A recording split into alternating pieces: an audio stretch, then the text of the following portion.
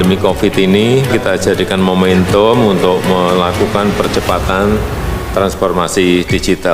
Era TV digital ini sudah di depan mata. Yang penting untuk masyarakat itu kualitas siarannya bagus, bagi industri televisi itu sendiri atau penyiaran itu sendiri, agar segmentasi pasarnya nggak tergerus.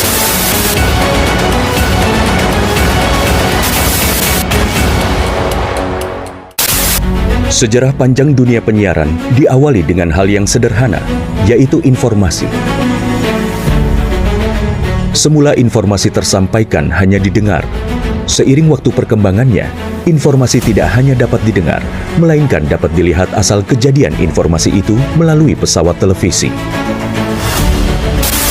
Pada tahun 1925, berdirilah Radio Batavia bentukan Hindia Belanda dalam menguasai informasi dan menjadi alat propaganda pada masa penjajahan di Indonesia. Melalui siaran yang terjadi pada tahun 1933, dipelopori oleh KGPAA Mangkunegoro ke-7 dengan mendirikan Solos Radio Vereniging atau SRV di Solo, dan di Yogyakarta berdiri Radio Mafro. Siaran SRV untuk melawan siaran hiburan budaya barat dengan siaran kebudayaan asal Jawa Indonesia yang siarannya sampai seluruh Hindia Belanda.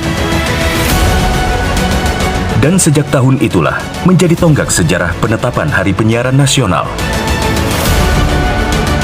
Pada tahun 1945, lahirlah Radio Republik Indonesia, dan di mana teks proklamasi tersiarkan ke pelosok negeri yang menyatakan Indonesia merdeka.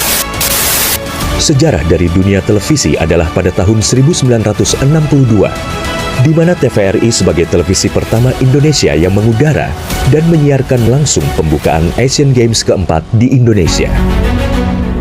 Hingga saat ini, Hari Siaran Nasional telah menginjak masa 88 tahun sebagai saksi dunia penyiaran Indonesia.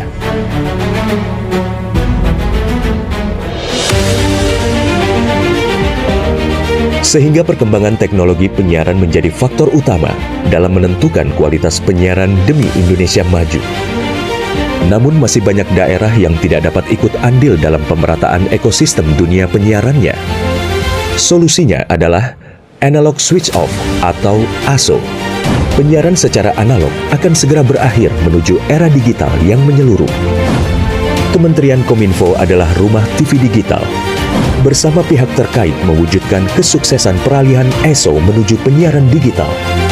2 November 2022 menjadi penting dan sejarah bersama era siaran nasional, yaitu berakhirnya masa siaran analog menuju era TV digital. Digitalisasi televisi menjadi kepentingan bersama. Meratanya siaran hingga ke pelosok negeri.